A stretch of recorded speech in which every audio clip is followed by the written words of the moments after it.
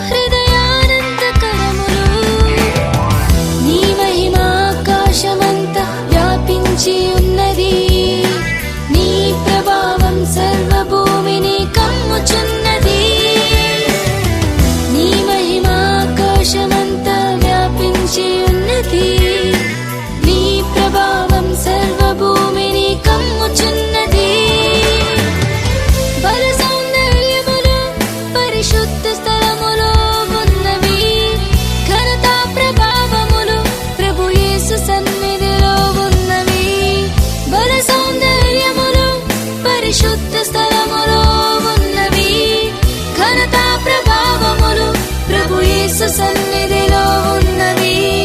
మాపై నీ ముఖ కాంతిని ప్రకాశింపజేయుము యేసయ్యా.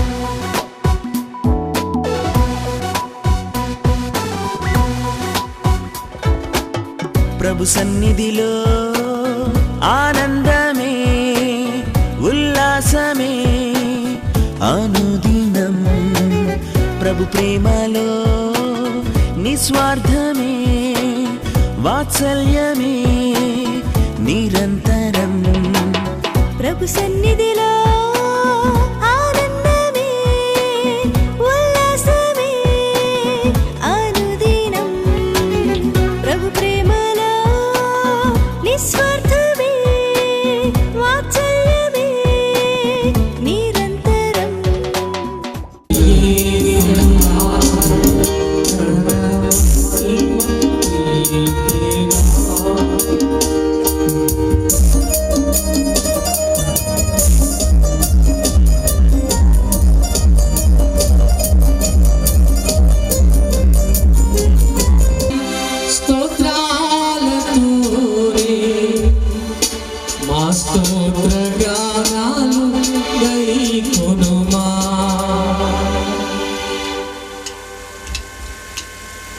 స్తుతి నీకే నా యేసుదేవా మనసారా నిన్నే పూజింతును నా మనసారా నిన్నే పూజింతును స్తుతి నీకే నా యేసుదేవా మనసారా నిన్నే పూజింతును నా మనసారా నిన్నే సేవింతును పరలోక దూతాలి స్తోత్రాలతోనే మా స్తోత్ర గానాలు గైకొనుమా పరలోక దూతాలి స్తోత్రాలతోనే మా స్తోత్ర గానాలు గైకొనుమా ఈ స్తుతి నీకే నా యేసుదేవా మనసారా నిన్నే పూజింతును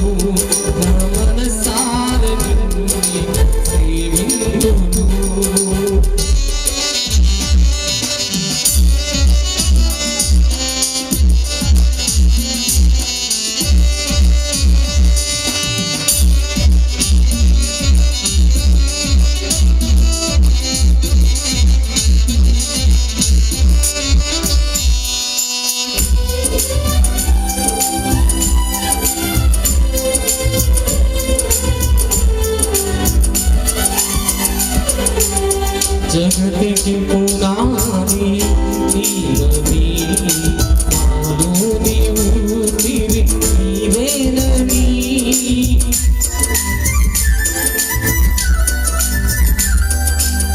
జగతికి పునాది నీవని నాలో నీవు నీవేనని మా పోషకుడవు నీవేనని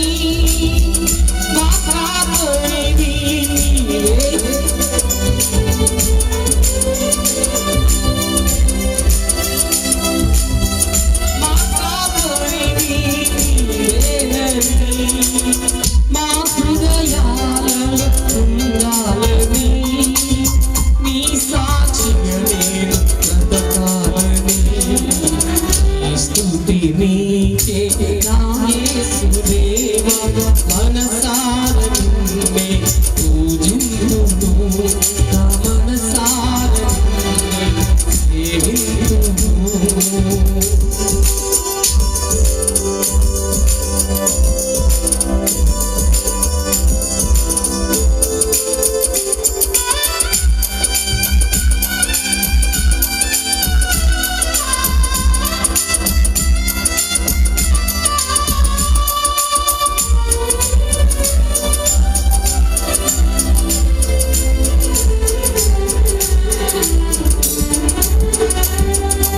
మనసారా నీదరి చేరగా ఎంతో సంతోషమాయగా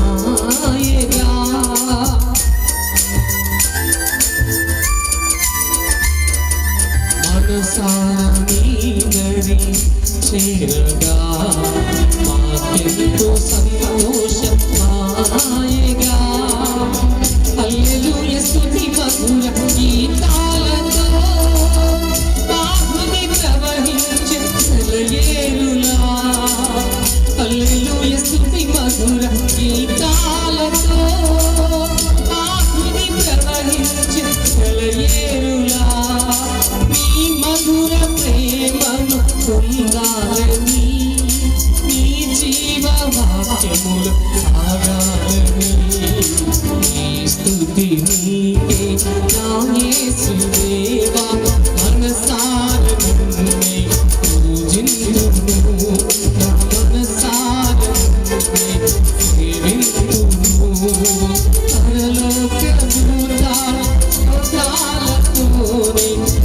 స్తోత్రగానాలు కైకొనుమా పరలోక దూతాలి స్తోత్రాలతోనే స్తోత్రగానాలు కైకొనుమా స్తుతి నీకే నా యేసుదేవా మనసారా నిన్నే పూజింతుము మనసారా నిన్నే సేవింతుము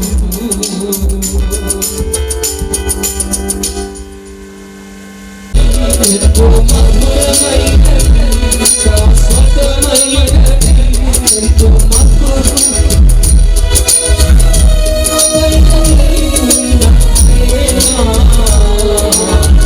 ఎనలేని నీ ప్రేమ ఎనలేని నీ ప్రేమ నిజమైన కథ నీవే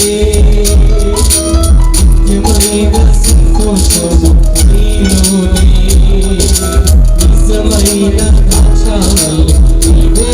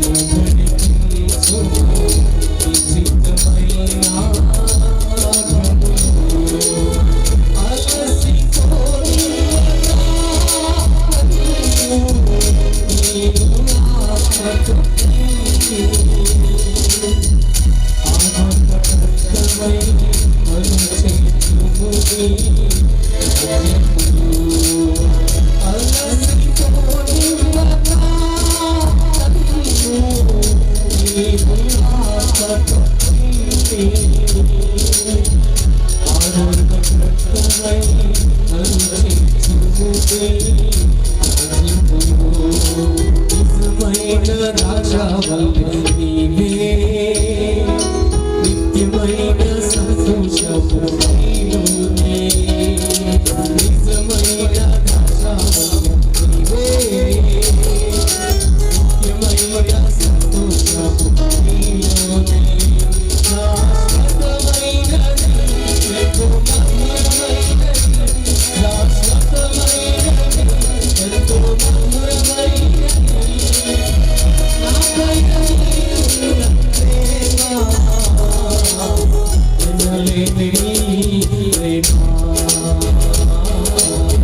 ఎనలేని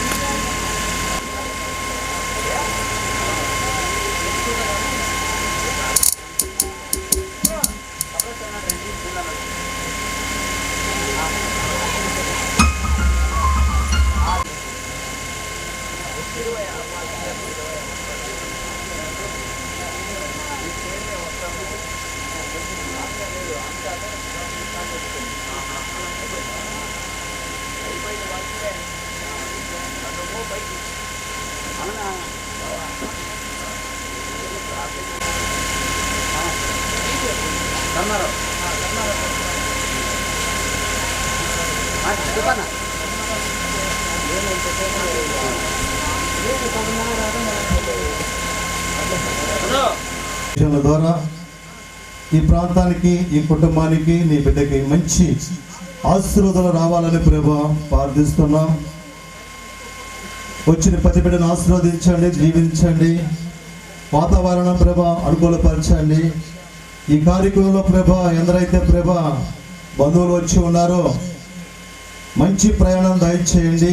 అందరు కలిసి ప్రభా ఈ యొక్క కార్యక్రమంలో ప్రభా సంతోషంగాను ఆనందంగాను ప్రభా నీ బిడ్డను దీవించుటకు ప్రభా ప్రతి ఒక్కరిని కూడా తండ్రి ఈ స్థలానికి నడిపించి ఉన్నావు. అందుని బట్టి నీకు వందనాలు చెల్లిస్తున్నాం తండ్రి. ఈ గ్రామాన్ని దీవించి వచ్చిన ప్రతి బిడ్డను ప్రభా ఈ స్థలానిలో ప్రభా నీ ఆత్మతో నింపమని ప్రార్థిస్తున్నాం. దూర ప్రాంతాల నుంచి ప్రభా పొన్నూరు నుంచి దైవజనుల ప్రభా థామసాయి గారిని బృందాన్ని ప్రభా మా మధ్యకి తోడుకొచ్చావు. అందుని బట్టి నీకు వందనాలు చెల్లిస్తున్నాం. నీ దాసుల ద్వారా ప్రభా నాకు మాకు ఈ కుటుంబానికి ప్రాంతానికి ప్రభా అమూలమైన మాటలతో ప్రభా ఈ కార్యక్రమాన్ని ప్రభా నువ్వు ఆశీర్వాదకరంగా మార్చమని ప్రార్థిస్తున్నాం. పతితమైన తండ్రి అల్లరి శక్తులను పతితమైన ప్రభా దుష్టాత్మలు భ్రష్టాత్మలు చీకటి శక్తులను ఈ ప్రాంతం నుంచి వేస్తున్నామని వెళ్ళిపోమని ఆజ్ఞాపిస్తున్నాం. తండ్రి ఈ కార్యక్రమాన్ని ప్రభా నీ చేతులకు అప్పచెప్పుకుంటున్నాం. ప్రారంభం నుంచి ముగింపు వరకు తండ్రి మీరే అధ్యక్షులుగా ఉండి నామానికి మహిమ తెచ్చుకోమని మహిమ ఘనత ప్రభావం నీకొక్కడికి అర్పిస్తూ నీ బిడ్డల ప్రభా పాటలు పాడుచుండగా పాటల ద్వారా మహిమ పొందండి, వాక్యం ద్వారా మహిమ పొందండి, ప్రతి కార్యము ద్వారా ప్రభా నీకు మహిమ పొందమని యేసుక్రీస్తు నామములో స్తుతించి అడిగి వేడుకుని ప్రార్థిస్తున్నాము తండ్రి. ఆమేన్. హల్లెలూయా.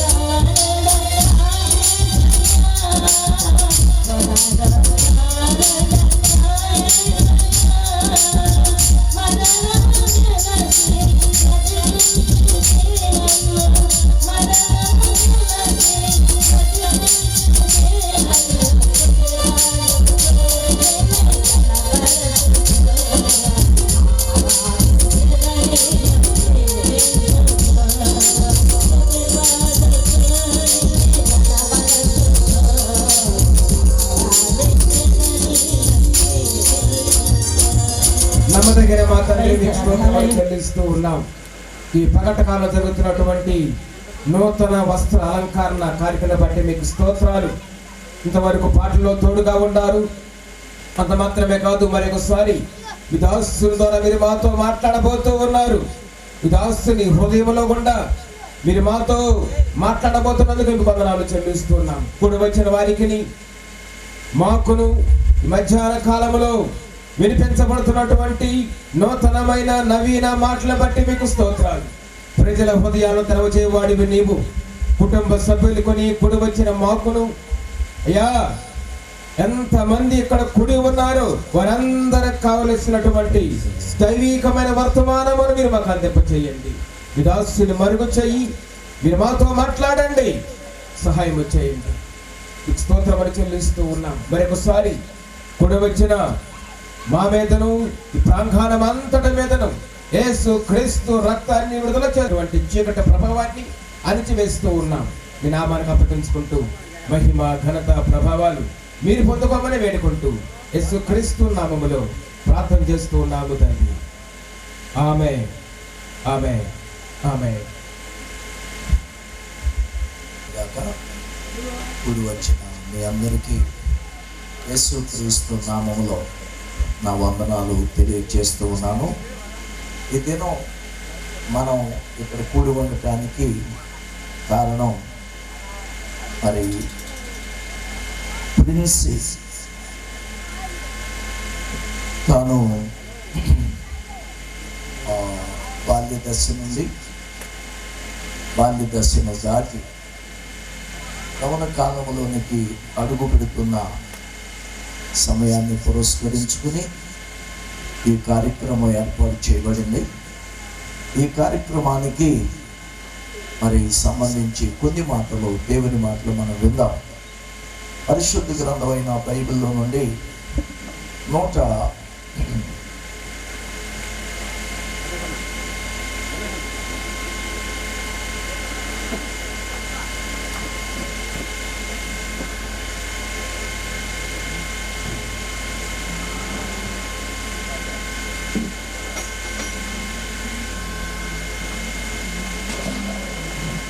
19వ కీర్తన 9వ వచనం.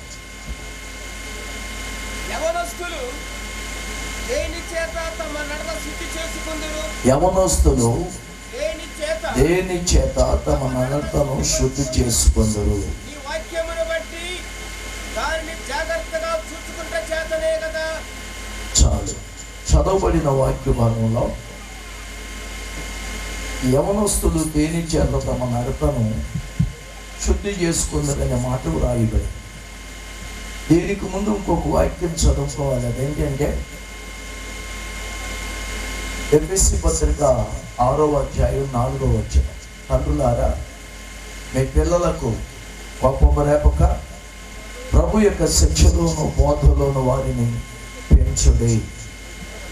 బాల్య దినాల్లో ఖచ్చితంగా తల్లిదండ్రులు పిల్లలకి దేవుని వాక్యాన్ని అందించాలి. యవన కాలంలో ఖచ్చితంగా యవనస్తులు దేవుని వాక్యాన్ని జాగ్రత్తగా చూసుకోవాలి. అంతేకాదు, ద్వితీయోపదేశకాండం 6వ అధ్యాయం 7వ వచనం, ఎఫెసీ పత్రిక 6:4 చూస్తే తల్లిదండ్రులైన వారు కూడా దేవుని వాక్యాన్ని చదవాలి, దాన్ని బిడ్డలకు బోధించాలి. సో బాల్య దినాల్లోనే కానీ యవన కాలంలోనే కానీ తల్లిదండ్రులైన తర్వాత వృద్ధులైన వారు కూడా దేవుని వాక్యాన్ని ఖచ్చితంగా మరి దగ్గరుంచుకొని వాక్యానుసారమైన జీవితాన్ని జీవించాలి. సో మానవ జీవితానికి బాల్య దశలో, యవన కాలంలో, నడి వయసులో, దశలు మారినా, వయసు మారినా, పరిస్థితులు మారినా, ఈ 3 దశల్లో ఉన్న వారికి ఖచ్చితంగా వాక్యం అవసరం. ఖచ్చితంగా వాక్యాన్ని మరి తల్లిదండ్రులైతే బోధించాలి, పిల్లలైతే వినాలి, యవనస్తులైతే పాటించాలి. అందుచేత దేవుని వాక్యంలో నుంచి కొన్ని విషయాలని మనం కొద్ది నిమిషాలు ధ్యానం చేద్దాం. యవనస్తులుగా ఉన్నటువంటి కాలంలో బైబిల్లో కొంతమంది యవనస్తులు ఎవరు చేయలేనటువంటి గొప్ప గొప్ప మేలు కార్యాలు, గొప్ప గొప్ప గర్వించదగిన కార్యాలు యవన కాలములో ఉన్న బిడ్డలు తల్లిదండ్రులకి దేశానికి చేసి పెట్టారు.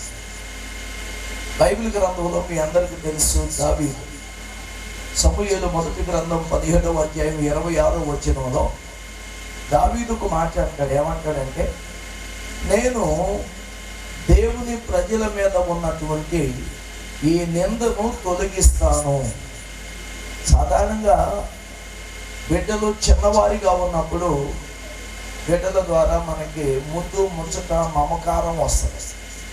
బిడ్డలు యవనస్తులైనప్పుడు నిందలు, అవమానాలు, కన్నీరు వస్తుంది. కానీ దావీదు యవన కాలంలో ఉన్నాడు. బాల్య దినాల్లో అమ్మా నాన్నని బాధ పెట్టినట్టుగా బైబిల్లో లేదు. యవన కాలం వచ్చేసింది. యవన కాలం వచ్చేసరికి దావీదు తనని, తన తండ్రుల్ని, తనతో ఉన్న వారికి దావీదు మేలు చేశాడు, కానీ వారికి కన్నీరు తెప్పించలేదు, వాళ్ళని నిందల పాలు చేయలేదు. దావీదు అంటాడు, ఈ నిందను నేను తొలగిస్తాను. 26వ వచనం చదవండి ఒకసారి. జీవముగల దేవుని సైన్యమును తిరస్కరించుటకు ఈ సున్నతులని ఫిలిష్తీయుడు ఎంతటి వాడు. చూడండి, దావీదు యవన కాలం వచ్చేసరికి సవాలు ఎదుర్కొన్నాడు. అది ఏ సవాలు అంటే దేశమంతా ఎదుర్కొంటున్న సవాలు. అది ఏ సవాలు అంటే శత్రు రాజు సవాలు విసురుతూ ఉన్నాడు. శత్రు సైన్యం సవాలు విసురుతుంది. దేవుని మీద సవాలు విసురుతున్నాడు గొలియాదు. అలాగనే సౌలు మీద, రాజైన సౌలు మీద సవాలు విసురుతున్నాడు. ఇశ్రాయేలు రాజ్యం మీద సవాలు విసురుతున్నాడు. వాడు సవాలు చేస్తూ ఉంటే 40 దినాల వరకు ఎవడు ఆన్సర్ ఇవ్వలేకపోయాడు, జవాబు చెప్పలేకపోయాడు. కానీ దావీదు 40వ దినాన యుద్ధ భూమిలోకి వచ్చి వాడు సవాలు చేయటం, గొలియాతు కేకలేయటం, ఇశ్రాయేలీలందరూ పారిపోవటం చూచి దావీదు అంటాడు, ఇశ్రాయేలీల మీద ఉన్న ఈ నింద నేను తొలగిస్తాను, ఈ గొలియాతును చంపేస్తానన్నాడు. కాబట్టి దావీదు ఎలాంటి వాడు అంటే నింద తేకపోగా నిందను తొలగించేటువంటి వాడు. నింద వేసేవాడు కాదు, నిందను తెచ్చేవాడు కాదు. వచ్చినటువంటి నిందను చూస్తూ ఇది మన వల్ల కాదులేని దారిన తొలగిపోయేవాడు కాదు. నిందను తొలగించి ఘనతను తీసుకొచ్చేవాడు దావీదు. కాబట్టి యవన కాలంలో యవనస్తులైన వారు తల్లిదండ్రులకు ఘనత తీసుకురావాలి. జ్ఞానము గల కుమారుడు తల్లిని, తండ్రిని సంతోషపెడతాడు. బుద్ధి లేని కుమారుడు వారికి దుఃఖాన్ని కలగజేస్తాడు. కాబట్టి దావీదు యవన కాలంలో గొలియాతును చంపాడు. యవన కాలంలో ఇశ్రాయేలు మీద ఉన్న నిందను తొలగించాడు. ఇక దావీదు ఎప్పుడైతే గొలియాతును చంపాడో ఇశ్రాయేలీయులు గెలిచారు. స్త్రీలు, పురుషులు అందరూ కలిసి ఏమంటున్నారు తెలుసా? దావీదుకు 10,000 కొలది, సౌలుకు 1,000 కొలది అని ఘనపరచడం మొదలుపెట్టారు. దేవుని బిడ్డలారా, మన బిడ్డలు కనుక చిన్ననాటి నుండి వాక్యాన్ని కనుక బోధిస్తే యవన కాలం వచ్చేసరికి వారు ఘనత పొందుతారు. తల్లిదండ్రులైన మనకి ఘనత తీసుకొస్తారు, దేశానికి కూడా ఘనత తీసుకొస్తారు. ఆ తర్వాత 32వ వచనాన్ని మనం చదివితే దావీదు అంటాడు, ఈ ఫిలిష్తీయుని బట్టి మీలో యవన మనస్సును కృంగవలసిన పని లేదు. చాలా సార్లు మనకి కృంగుబాటు వస్తుంది. చాలా సార్లు మనం అనుకున్నది జరగనప్పుడు, చాలా సార్లు మనం అనుకున్నది నష్టం కలిగినప్పుడు, చాలా సార్లు మనం అనుకున్న వాటికి ఆటంకాలు వచ్చినప్పుడు కృంగిపోతాం. దీన్ని లో బీపీ అంటారు. దీన్ని ఏమంటారంటే దిగజారుట అంటారు. దీన్ని ఏమంటారంటే తొందరపడటం, కృంగిపోవటం. అయితే దావీదు అంటాడు, ఈ గొలియాతును బట్టి మీరు ఎందుకు కృంగిపోతున్నారు? ఈ గొలియాతును బట్టి మీరు ఎందుకు భయపడుతున్నారు? ఈ గొలియాతును బట్టి మీరెందుకు ఆందోళన పడుతున్నారు? నేను మీ అందరికీ ధైర్యం ఇస్తున్నాను, గొలియాతును నేను చంపేస్తాను. మీరందరూ ధైర్యంగా ఉండండి అంటున్నాడు. అంటే దావీదు నిందను తొలగించేవాడు, కృంగుబాటును సమాజంలో లేకుండా చేసేవాడు. యవన కాలంలో ఉన్నటువంటి వారు కృంగిన వారిని లేవనెత్తాలి, నలిగిన వారిని బలపరచాలి. ఇది యేసుక్రీస్తు యొక్క క్యారెక్టర్. అలాంటి క్యారెక్టర్ దావీదు కలిగి ఉన్నాడు. తొదకు దేవుడు దావీదును యవన కాలంలోనే ఇశ్రాయేలీలకు రాజుగా చేసినట్టుగా మనం చూస్తున్నాం. రెండవదిగా మనం చూస్తే సమూయేలు మన జ్ఞాపకం వస్తాయి. సమూయేలు 3వ అధ్యాయం 19వ వచనం చూస్తే సమూయేలు నాకు దేవుడు తోడుగా ఉన్నాడు. కాబట్టి ఈ దినాల్లో మనకి చాలా మనకు తోడుగా ఉంటున్నాయి. యవనస్తులకి స్నేహితులు తోడుగా ఉంటున్నారు, భర్తకు భార్య తోడుగా ఉంటున్నాయి, విద్యలకి తల్లిదండ్రులు తోడుగా ఉంటున్నారు, విద్యార్థులకి చదువు తోడుగా ఉంటున్నాయి. కానీ దేవుడు మాత్రం తోడుగా ఉంటుంది. బాయ్ ఫ్రెండ్, గర్ల్ ఫ్రెండ్ తోడుగా ఉంటున్నారు, దురలవాట్లు కలిగిన వారు తోడుగా ఉంటున్నారు, ఫ్యాన్స్ అసోసియేషన్స్ తోడుగా ఉంటున్నాయి. కానీ దేవుడు తోడుగా ఉండాలి. దావీదు దేవుణ్ణి కలిగి ఉన్నాడు, సమూయేలు దేవుణ్ణి కలిగి ఉన్నాడు. బైబిల్లో గొప్ప గొప్ప భక్తులంతా, గొప్ప గొప్ప కార్యాలు చేసిన వాళ్ళంతా దేవుణ్ణి కలిగి ఉన్నారు. సమూయేలు కూడా దేవుణ్ణి కలిగి ఉన్నాడు. అందుచేత ఏం జరిగింది? అతడు చెప్పిన మాటలలో ఏదియో తప్పిపోలేదు. దేవుణ్ణి కలిగి ఉన్న వ్యక్తి ఒక మాట కనుక చెబితే ఆ మాట ఖచ్చితంగా జరిగింది. దేవుణ్ణి కలిగి ఉన్న ఒక వ్యక్తి ఒక మాట కనుక చెబితే ఆ కార్యము నెరవేరింది.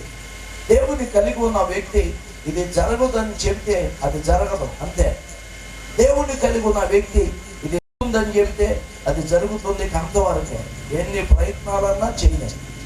భూమి ఆకాశములు గతించవచ్చును, కానీ యేసయ్య మాటలు గతించవు. దేవుణ్ణి కలిగి ఉన్నవాడు దేవుని మాటలు ప్రకటిస్తాడు. ఎంత గొప్ప ఆశీర్వాదం! సమూయేలు యవన కాలంలో డిగ్రీ కలిగి ఉన్నాడని, ఉద్యోగం కలిగి ఉన్నాడని, ఆస్తిపాస్తులు కలిగి ఉన్నాడని, గొప్ప మరి కుటుంబాన్ని కలిగి ఉన్నాడని, భార్యను బిడ్డను కలిగి ఉన్నాడని బైబిల్లో లేదు. కానీ అతడు దేవుణ్ణి కలిగి ఉన్నాడు. ఎవరిని కలిగి ఉండాలో ఆయన్ని కలిగి ఉండాలి. ఎవరిని కలిగి ఉండకూడదో వాళ్ళందరిని విడిచిపెట్టాడు సమూయేలు. అమ్మా నాన్న విడిచిపెట్టాడు, బంధువులు విడిచిపెట్టాడు, పుట్టిన ఊరుని విడిచిపెట్టాడు, యవన కాలపు ఇచ్చేదన్నిటిని విడిచిపెట్టాడు, మందిరంలో పరిచర్య ప్రారంభించాడు, సేవకునికి తోడుగా ఉన్నాడు, సేవకుడు చెప్పిందల్లా చేశాడు, ప్రార్థన చేసుకుంటూ ఉండేవాడు. తొదకు బైబిల్లో ఉంది, దేవుడు సమూయేలుకు తోడుగా ఉన్నాడు. సమూయేలు చెప్పిన మాటలన్నీ జరిగినాయి. దేవుని బిడ్డలారా, మన బిడ్డలకు దేవుడు తోడుగా ఉండాలి. మనకు కూడా దేవుడు తోడుగుండాలి. తోడుగుండాలంటే మనం ఏం చేయాలి? యోహాను సువార్త 8:29 ఉంటుంది. ఉండకూడదో, ఎలా జరిగించాలో ఎలా జరిగించకూడదో ఎరిగిన వాడై, దేవుని ద్వారా బోధ నొందిన వాడై దేవునికి మహిమ తెస్తాడు. కాబట్టి దేవుని పనిలో స్థిరత్వం ఉండదు, చదువులో స్థిరత్వం ఉండదు, ఉద్యోగంలో స్థిరత్వం ఉండదు, ఆరోగ్యంలో స్థిరత్వం ఉండదు, వ్యాపారంలో స్థిరత్వం ఉండదు, సంపాదనలో స్థిరత్వం ఉండదు. చాలామంది ఇల్లు కట్టుకుంటారు, ఆ ఇంట్లో ఉండరు. ఇంకొక అద్దెంట్లోకి వెళ్తారు, ఆ ఇంట్లో ఉండరు. ఇంకొక అద్దెంట్లోకి వెళ్తారు, ఆ ఇంట్లో ఉండరు. స్థిరత్వం లేని అనేక మంది ఉన్నారు.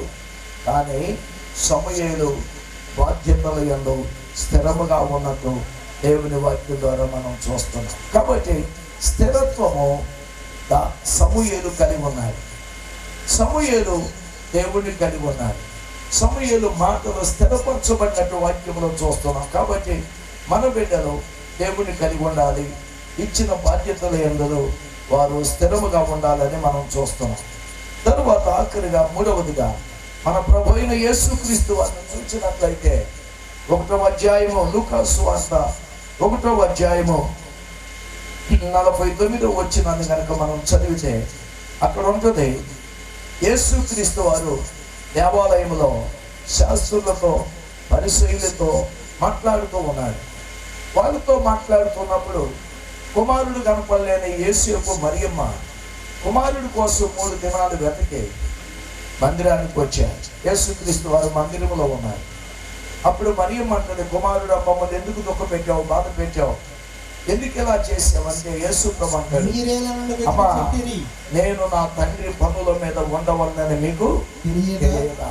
చిన్ననాడే బాల్య దినములందే 12 సంవత్సరాల వయసు వచ్చే నాటికే యేసు క్రీస్తు తండ్రి పనులను జరిగిస్తూ ఉన్నాడు. గుర్తుపెట్టుకోండి. ఇప్పటికి వయసు 30 దాటింది, 40 దాటింది, 50 దాటింది. దేవుని పని అంటూ అంటుకుని వాళ్ళు బోల్డ్ మంది ఉన్నారు. దేవుని పని అంటూ చెయ్యని వాళ్ళు చాలా మంది ఉన్నారు. 12 సంవత్సరాల వయసులో యేసుక్రీస్తు వారు తండ్రి పనుల మీద ఉన్నారు.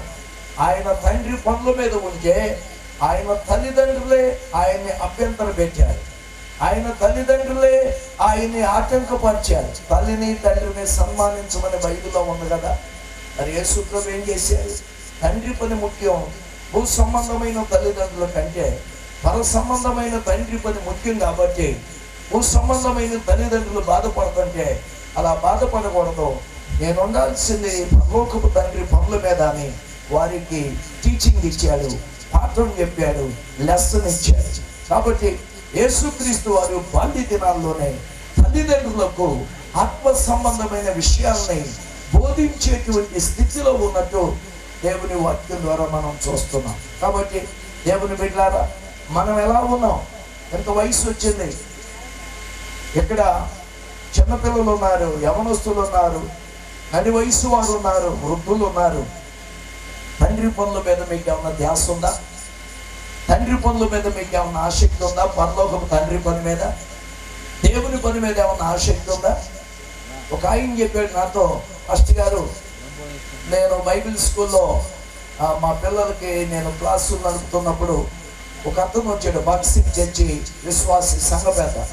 ఆయన అన్నాడు, పాస్టర్ గారు ఒక ఎంప్లాయీ రోజుకి 8 గంటలు కష్టపడుతున్నాడు. ఉదయం 9 గంటలకు వెళ్ళి సాయంత్రం 5ంటికి ఇంటికి వస్తాడు. 8 గంటలు కష్టపడుతున్నాడు. కాబట్టి ఒక దైవజనుడు రోజుకి ఎన్ని గంటలు కష్టపడుతున్నాడు, ఎన్ని గంటలు ప్రార్థన చేస్తున్నాడు, ఎన్ని గంటల బైబిల్ చదువుతున్నాడు, ఎంతోమందికి వాక్యం ప్రకటిస్తున్నాడు, ఎన్ని గృహాలు దర్శిస్తున్నాడు, చాలా ప్రాముఖ్యం అన్నాడు. నిజమే, ప్రతి వారు బైబిల్లో ఉంది. యేసు ప్రభు తన శిష్యులతో చెప్పాడు, శోధంలో మీరు ప్రవేశించకుండా ఉండాలి అంటే ఒక గడియ మేలుకుని ఉండండి అన్నాడు. గడియ అంటే 3 గంటలు. దేవుని బిడ్డలారా, ఒక 3 గంటల ప్రార్థనా జీవితం ఉండాలి. బైబిల్లో భక్తులు అంటారు, నీ వాక్యమును ధ్యానించుటకు రాత్రి జాముల యందు తెల్లవారకు మునిపే నేను మేల్కొని ఉన్నాను, నా పడక మీద నిన్ను ధ్యానించుచున్నాను. నిన్ను ధ్యానించుచుండగా, నీ వాక్యమును ధ్యానించుచు ఉండగా త్రవ్వు మెదడు నాకు దొరికినట్టుగా ఉంది, జుంకె తేనె ధారుల కంటే అది రుచిగా ఉంది అన్నాడు. వీళ్ళు ఎంతమంది బైబిల్ చదివే వాళ్ళు ఉన్నారు? ఎంతమంది పండుకొని వాక్యాన్ని ఆలోచన చేసే వాళ్ళు ఉన్నారు? ఎంతమంది రాత్రి జాములు మేలుకొని ప్రార్థించే వాళ్ళు ఉన్నారు? ఎంతమంది ఉదయాన్నే లేచి ప్రార్థించి బైబిల్ చదివే వాళ్ళు ఉన్నారు? ఒక సామెత ఉంది, యథా రాజే తథా ప్రజ అని. తల్లిదండ్రులైన మీకే వాక్యం చదవరు, మీరే ప్రార్థన చేయరు. లేవగానే పేడకళ్ళు తీస్తారు, లేవగానే ఉడికి పెడతారు, లేవగానే పాలు తీసి పాల కేంద్రం దర్శనం, బరిగే గేదెల దర్శనం, పాల కేంద్రం దర్శనం, దైవ దర్శనం నై పని అయిపోయిందంటే దూరదర్శనం, దైవ దర్శనం లేదు. అందుకే మన బ్రతుకులు ఇలా ఉన్నాయి. మీరు అనుకుంటారు ఈ ఫంక్షన్కి చాలా మంచిగా మంచి బట్టలు కట్టుకుని వచ్చారు. ఏందమ్మా ఎట్లుండాడు మీ ఆయన అని అడగండి. ఆ ఆవిడ ఈమె ఆ పక్కన గురించి ఎన్ని కబుర్లు చెప్పిందో. అయ్యా బాగుండావా, బాగుందా బాయ్ ప్యాంటు షర్ట్ అని ఒక పురుషుడిని కదిలించి, అయ్యా అమ్మాయి ఏం చేస్తున్నా బాగుందా అని అడగండి. ఏం చెబుతాడు? వాళ్ళ ఆవిడ మీద ఎంతో వారు మహాభారతం చెప్పేస్తారు. ఆవిడావే కానీ బాగా ఉండారు. డబ్బు సంపాదిస్తే కుదరలా, ఉద్యోగం సంపాదిస్తే కుదరలా, ఇల్లు కట్టుకుంటే సరిపోలా. నీకు దేవుడు ఉన్నాడా? దైవ ధ్యాస ఉందా? దేవుని పనుల మీద ధ్యాస ఉందా? యేసుక్రీస్తు 12 సంవత్సరాల వయసులోనే తండ్రి పనుల మీద ఉన్నాడు. అంత వయసులో నీకేంటి బాబు భక్తి? అంత వయసులో నీకేంటి పెద్దలతో తర్కం అన్నట్టుగా యేసుక్రీస్తు వారి తల్లి అయిన మరియమ్మ, ఆమె భర్త అయిన యోసేపు మాట్లాడితే యేసుక్రీస్తు వారిని సునిశ్చితంగా మెల్లగా జోకొట్టినట్టుగా గద్దించాడు. నా తండ్రి పనుల మీద ఉండాలని మీకు తెలియలేదు, నాకన్నా తెలియదా? 3 దినాలు యేసు ప్రభు దేవాలయంలోనే ఉన్నాడు, అమ్మా నాన్న విడిచిపెట్టి. మీరు ఉండగలరా? ఇంత వయసు వచ్చింది. సమూయేలుని 3 సంవత్సరాల వయసులో మందిరంలో పెడితే మరలా ఎన్నడూ ఇంటికి వెళ్ళాలి. సంవత్సరానికి ఒక్కసారి మాత్రమే సమూయేలు తల్లి తండ్రి వచ్చి సమూయేలుని చూచేవాడు. సంవత్సరానికి ఒక అంగీ మాత్రమే సమూయేలుకు ధరించడానికి ఇచ్చేవాడు. అయినా అమ్మా నాన్న దూరమైన, వస్త్రాలు కరువైన, పరిచర్య చేస్తూ ప్రార్థన చేస్తూ మందిరాన్ని కాల్చుకుని మందిరములోనే ఉన్నాడు. తొదకు రాజులను అభిషేకించేవాడయ్యాడు సమూయేలు. యేసుక్రీస్తు వారు 12 సంవత్సరాల వయసులోనే శాస్త్రులు పరిసయ్యులతో కూర్చుండి వాక్యాన్ని మాట్లాడుతూ వాళ్ళ తప్పులు దిద్దుతూ వాళ్ళకి తెలియని వాటిని బోధిస్తూ తొదకు తల్లి తండ్రి కూడా తెలియని వాటిని బోధించి మనందరికీ ఆదర్శప్రాయుడిగా ఉన్నాడు 12 సంవత్సరాల వయసులో. దేవుని వెళ్ళారా? ఎంతమంది ఇక్కడికి వచ్చాం? మంచిది. ఈ రోజైనా కన్ను తెరవండి. ఈ రోజైనా దేవుని తట్టుకు ఆకర్షించబడండి. ఏ రోజైనా దేవుని తట్టుకు మీ మనసులో త్రిప్పండి. యేసుక్రీస్తు వారు 12 సంవత్సరాల వయసులో తండ్రి పనుల మీద ఉన్నాడు. నెంబర్ 2, యేసుక్రీస్తు వారు వర్ధిల్లుచూ ఉన్నట్టుగా బైబిల్లో ఉంది. 1వ అధ్యాయము లూకాసు వార్త 52లో యేసు జ్ఞానమునందును వయస్సునందును మనుషుల దయందును దేవుని దయందును వర్ధిల్లుచూ ఉండేను. మనోళ్ళు కోడిగుడ్డు, చపాతి, పాలు, చికెన్ అన్ని తిని ఎట్లున్నారంటే బాగా దుబ్బుగడ్డి లాగా పెరుగుతున్నారు. ఏమా మంచి జున్నుగడ్డి ఉంటుంది చూడండి, మోపుగడ్డి అంత చక్కగా పచ్చగా ఉండాలి. ఈ వర్ధేలతో అందుకే ఒక ఆయన చదువు రాని మొద్దు కథలేని అంటే పుష్టి బాగానే ఉంది, చదువులే పుష్టి బాగానే ఉంది, దేవుడు లేదు పుష్టి బాగానే ఉంది, బుద్ధి లేదు పుష్టి బాగానే ఉంది, చదువులో వర్ధిల్లాలి పుష్టి బాగానే ఉంది, ఆరోగ్యంలో వర్ధిల్లాలి నువ్వు వర్ధిల్లాలి. యేసుక్రీస్తు మనుషుల దయ్యంలో వర్ధిల్లాలి. ఎంతమంది అనిపించుకున్నారు? చాలా మంది అంటలేదా? కానీ మా యదాన పడేసింది, మా పంపలు ఆర్పుతాను కానీ ఏడుస్తున్నా చాలా మంది స్త్రీలు లేరా? చాలా మంది అక్క చెల్లెళ్ళు లేరా? అంటే నీ కుమారుడికి ఏమి లేదు, నీ కుమార్తెకి ఏమి లేదు, ఉండాల్సింది లేదు. వాళ్ళు దేవుడు వాళ్ళకి లేదు, దైవ ధ్యాస లేదు, దేవుని యందు భయభక్తులు లేవు. అందుకనే వాళ్ళు వర్ధిల్లలేకపోతున్నారు. ఒక ఆమంటది ఏ పెళ్లి చూపు చూసినా ఫెయిల్ అవుతుంది, వర్ధిల్లక. ఇంకొక ఆమంటది ఆ చదువులో కూడా అట్లా ఏడిసేటంటాడు. చదువు అంటే అక్కడ కూడా వర్ధిల్ల, ఏమంటే వ్యాపారంలో కూడా వర్ధిల్ల. నువ్వు వర్ధిల్లాలి అంటే దేవుని పనుల యందు నీకు ఆసక్తి ఉండాలి. యేసుక్రీస్తు వారు వర్ధిల్లినని బైబిల్లో ఉంది. ఆఖరిగా లూకా 1:51లో చూస్తే యేసుక్రీస్తు వారు యవన కాలము ఆ బాల్య దినాల్లోనే బైబిల్లో ఉన్నాయి. మరియమ్మకు యోసేపుకు లోబడి ఉండెను, తల్లిదండ్రులకు లోబడ్డారు. బైబిల్లో నీ ఆశీర్వాదానికి కారణం ఏంటంటే ప్రార్థన కాదు, నీ ఆశీర్వాదానికి కారణం ఉపవాసం కాదు, నీ ఆశీర్వాదానికి కారణం నువ్వు ఇచ్చే కానుక కాదు, నీ ఆశీర్వాదానికి కారణం దేవునికి లోబడటం. తల్లిదండ్రులకు లోబడాలి, దైవ సేవకులకు లోబడాలి, దేవునికి లోబడాలి, ఉపాధ్యాయులకు లోబడాలి, గవర్నమెంట్ వారికి లోబడాలి, మీ పై అధికారులకు లోబడి ఉండాలి. యజమానులారా, దాసులారా, మీ యజమానులకు లోబడి ఉండు. స్త్రీలారా, మీ భర్తలకు లోబడి ఉండు. పురుషులారా, మీరు దేవునికి లోబడి ఉండు అని బైబిల్లో ఉంది. కాబట్టి దేవునికి లోబడి ఉండాలి. స్త్రీలైతే పురుషులకు లోబడి ఉండాలి, స్త్రీ పురుషులైతే దేవునికి లోబడి ఉండాలి, పిల్లలైతే తల్లిదండ్రులకు లోబడి ఉండాలి, స్టూడెంట్స్ అయితే ఉపాధ్యాయులకు లోబడి ఉండాలి.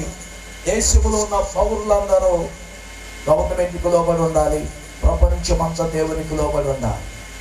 నీ దేవుడు యెహోవా మాట శ్రద్ధగా విని వాటన్నిటిని మీరు గైకొనినప్పుడు ఈ దీవెనలన్నీ నీ మీదకి వచ్చి నీకు ప్రాప్తించను.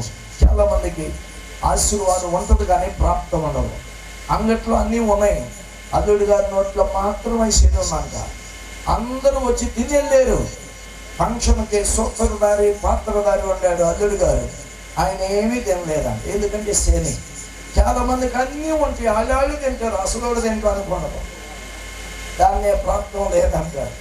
విధేయత లేని వాడికి ప్రాప్తం ఉండదు. దేవునికి లోబడిన వారికి, వాక్యానికి లోబడిన వారికి, సేవకునికి లోబడిన వారికి ప్రాప్తం ఉండదు. నువ్వు సంపాదించింది నీకు ప్రాప్తం ఉండదు. నువ్వు కన్నా బిడ్డలు నీకు ప్రాప్తం ఉండదు. నీ ఉద్యోగం నీకు ప్రాప్తం ఉండదు, అనుభవించలేవు. ఒక ఆయన ఉన్నాడు, నెలకి 50,000 సంపాదించేవాడు.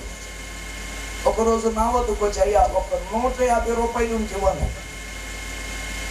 నేను ఇచ్చాను. తర్వాత మరలా 2 నెలల తర్వాత కనపడయ్యా, నేను ఆ డబ్బులు ఇవ్వలేకపోతున్నానయ్యా, ఇస్తానయ్యా అన్నాడు. ఏంటినా 150 రూపాయలు ఇవ్వలేకపోతున్నాను అన్నాడు. నేను మర్చిపోయాడేమనుకున్నాను. తర్వాత అర్థమైంది, ఆయన ఏమంటారు దాన్ని, ఏటీఎం కార్డు, ఆయన పాస్ పుస్తకాలు మొత్తం ఒక ఆయన దగ్గర ఉండే. ఇల్లు తాకట్టు పెట్టుకున్నాడు, ఈ ఏటీఎం కార్డు తాకట్టు పెట్టుకున్నాడు. మొత్తం ఆ వడ్డీకి ఇచ్చిన ఆయన పోయి డబ్బులన్నీ డ్రా చేసుకుని వడ్డీ గిడ్డీ అంతా బాను ఈయనకి 800 ఇస్తాడు. ఉద్యోగం ఉంది, ఎవడు అనుభవిస్తున్నాడు? ప్రాప్తం లేదు. అందుచేత నువ్వు ఏదైనా దేవుడిచ్చిందని అనుభవించాలంటే నువ్వు తప్పకుండా లోబడే జీవితం లేకుండా. ప్రభు అయిన యేసుక్రీస్తు వారు తల్లి తండ్రికి లోబడ్డారు. యేసుక్రీస్తు వారు పరలోకపు తండ్రికి లోబడ్డారు. యేసుక్రీస్తు వారు ధర్మశాస్త్రానికి లోబడ్డారు, వాక్యానికి లోబడ్డారు. అట్టి లోబడే జీవితం ఉండాలని కోరుకుంటూ నా మాటలు ముగిస్తున్నాను. దేవుడి మాటలను దీవించునుగా. పరిశుద్ధాత్మని యొక్క దివ్య సన్నిధి సహవాసము ఇప్పుడు వచ్చిన మనకును, దూరపరిచినటువంటి దేవుని సేవకులని, ఈ కార్యక్రమాన్ని ఏర్పాటు చేస్తున్నటువంటి కుటుంబ సభ్యులకు, మరీ ప్రాముఖ్యంగా నూతన వస్త్రాలు ధరించినటువంటి యవన దశలో బాధ పెట్టినటువంటి మీ కుమార్తెకును సదాకాలము తోడుగా ఉండి ముందుకు నడిపించునుగాక. ఆమేన్, ఆమేన్.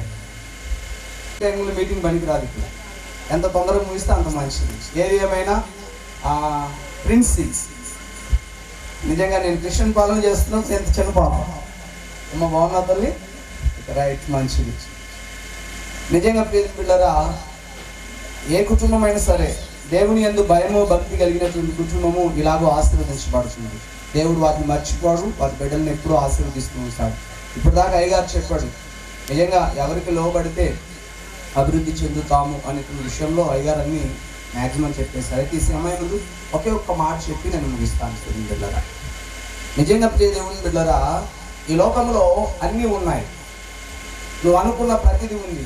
ఉద్యోగం ఉంది, వ్యాపారం ఉంది, చదువు ఉంది, అందం ఉంది, ఐశ్వర్యం ఉంది, అన్నీ ఉన్నాయి. అయితే ఆయుష్ లేకపోతే,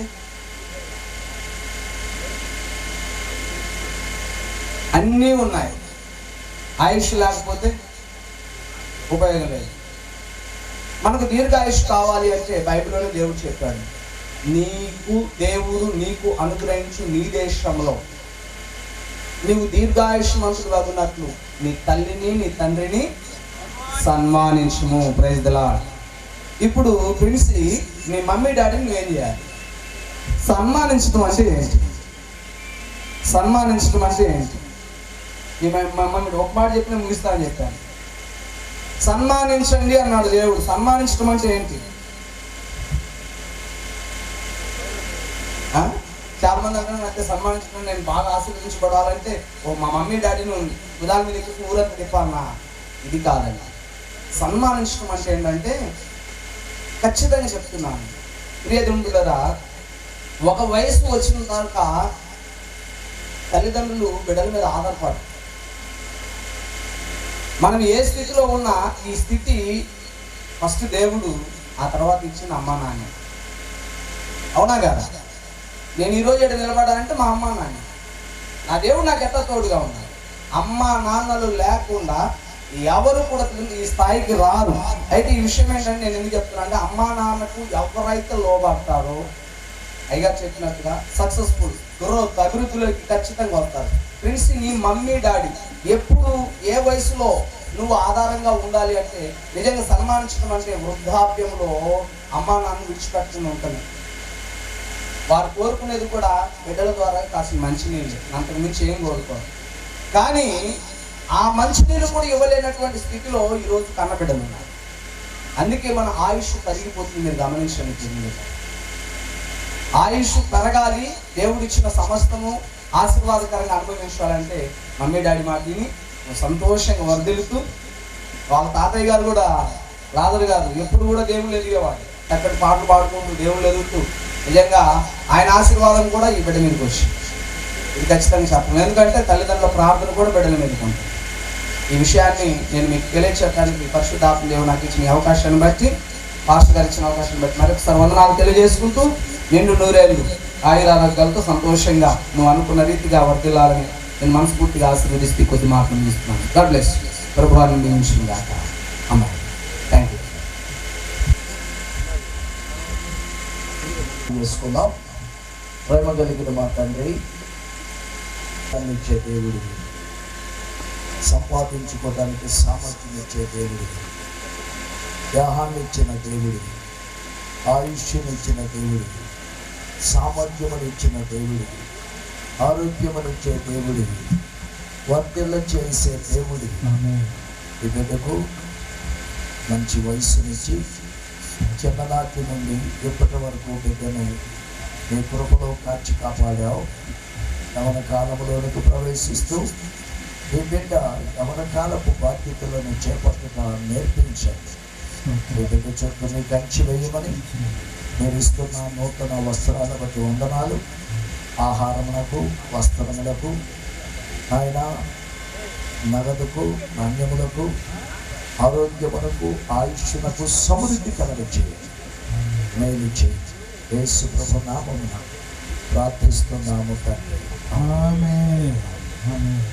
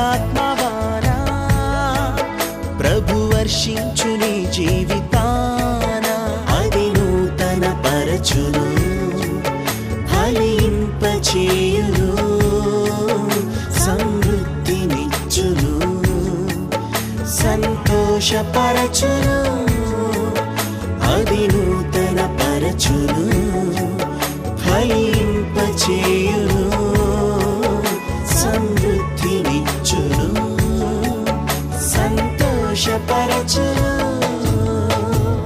తొలకరివాన దీవెనలు కురిపించువాన పరిశుద్ధాత్మవాన ప్రభు వర్షించు నీ జీవితాన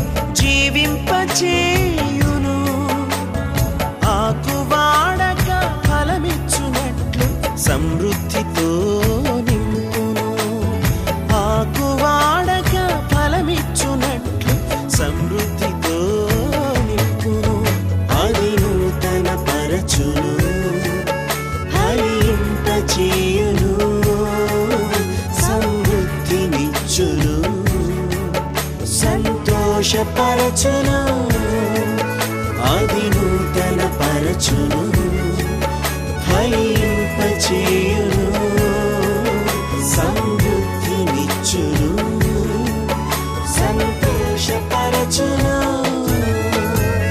తొలకరివాన దీవెనలు కురిపించువాన పరిశుద్ధాత్మవాన ప్రభు వర్షించు నీ జీవితాన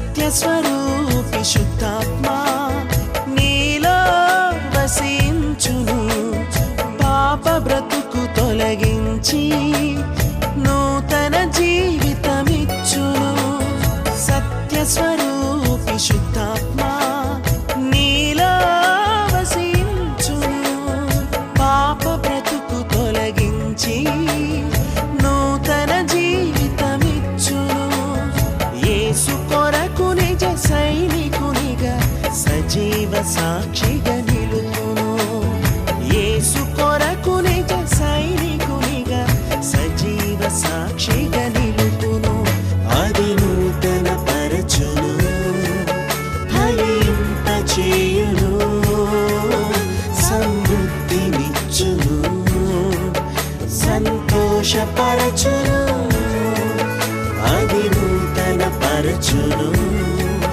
ఫలింపచేయును సమృద్ధినిచ్చును సంతోషపరచును తొలకరివాన దీవెనలు కురిపించువాన పరిశుద్ధాత్మవాన ప్రభు వర్షించు నీ జీవితాన తొలకరివాన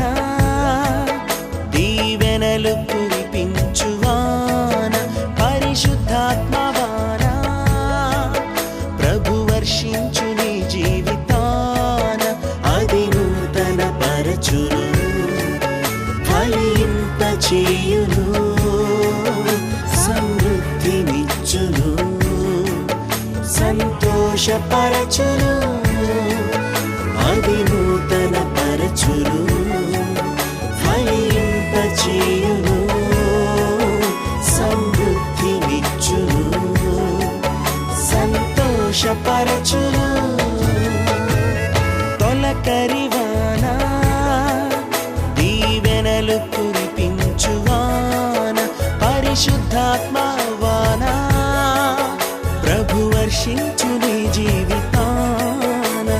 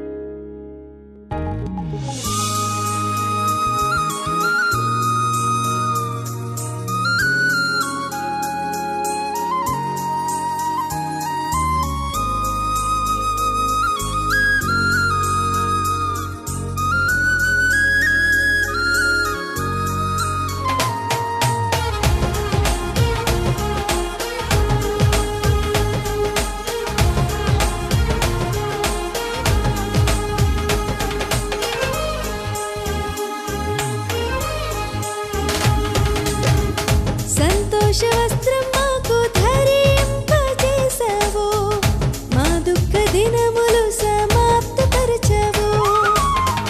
సంతోష వస్త్రం మాకు ధరింపజేసావు, మా దుఃఖ దినములు సమాప్తపరచావు. సంతోషం యేసు వందనం, నీవిచ్చిన ఈ సంతోష వస్త్రముకై స్తుతి స్తోత్రం ప్రతినిత్యం మా దేవా నీకే అర్పితం. సంతోష వస్త్రం మాకు ధరింపజేసావు, మా దుఃఖ దినములు సమాప్తపరచావు. సంతోష వస్త్రం మాకు ధరింపజేసావు, మా దుఃఖ దినములు సమాప్తపరచావు.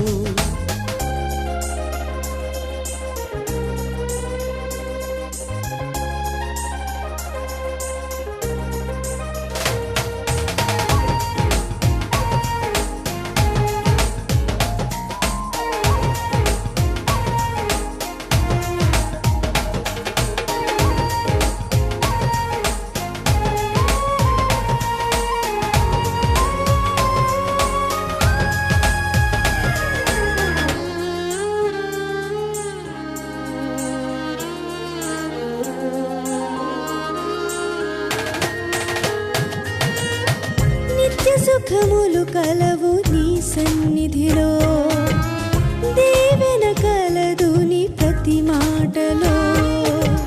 నిత్య సుఖములు కలవు నీ సన్నిధిలో, దీవెన కలదు నీ ప్రతి మాటలో.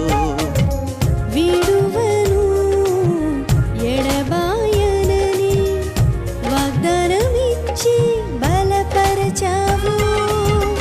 విడువను ఎడబాయనని వాగ్దానమిచ్చి బలపరచవు.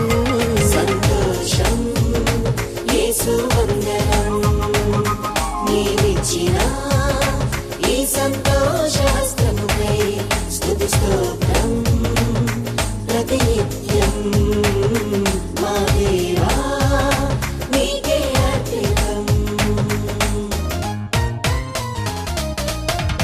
సంతోష వస్త్రం మాకు ధరింపజేసావు, మా దుఃఖ దినములు సమాప్తపరిచావు. సంతోష వస్త్రం మాకు ధరింపజేసావు, మా దుఃఖ దినములు సమాప్తపరచావు.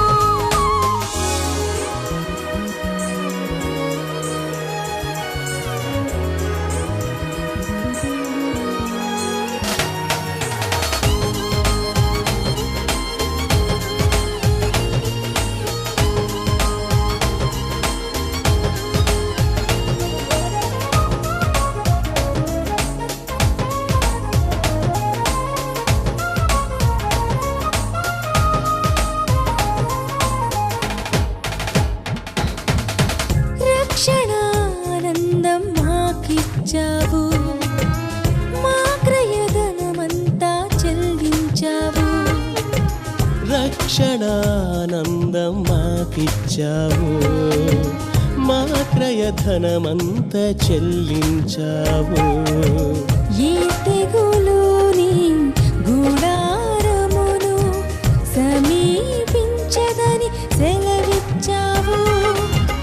ఏ తెగులుని గుడారమును సమీపించదని సెలవిచ్చావు.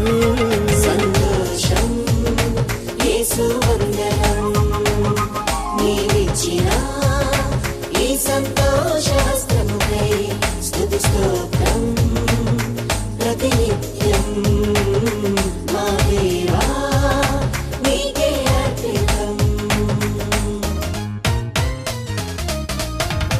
సంతోష వస్త్రం మాకు ధరింపజేశావు, మా దుఃఖ దినములు సమాప్తపరచావు. సంతోష వస్త్రం మాకు ధరింపజేశావు, మా దుఃఖ దినములు సమాప్తపరచావు. సంతోషం యేసు వందనం, నీవిచ్చిన ఈ సంతోష వస్త్రముకై స్తుతి స్తోత్రం ప్రతినిత్యం మా దేవా నీకే అర్పితం.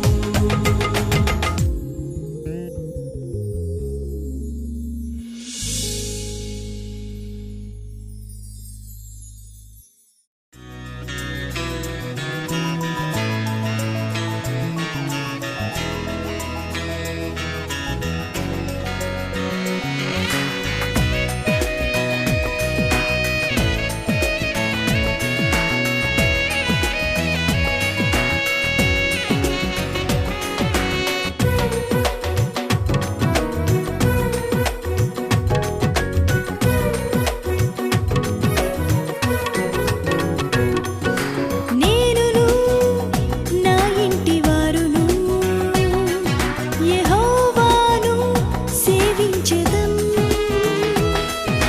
నేనును నా ఇంటి వారును యెహోవాను సేవించెదం. ఆయనను గూర్చి ఒక క్రొత్త కీర్తన పాడెదం. ఆయనను గూర్చి ఒక క్రొత్త కీర్తన పాడెదం. పరిశుద్ధుడు, పరిశుద్ధుడు, పరిశుద్ధుడనే నిత్యం పొగడెదము.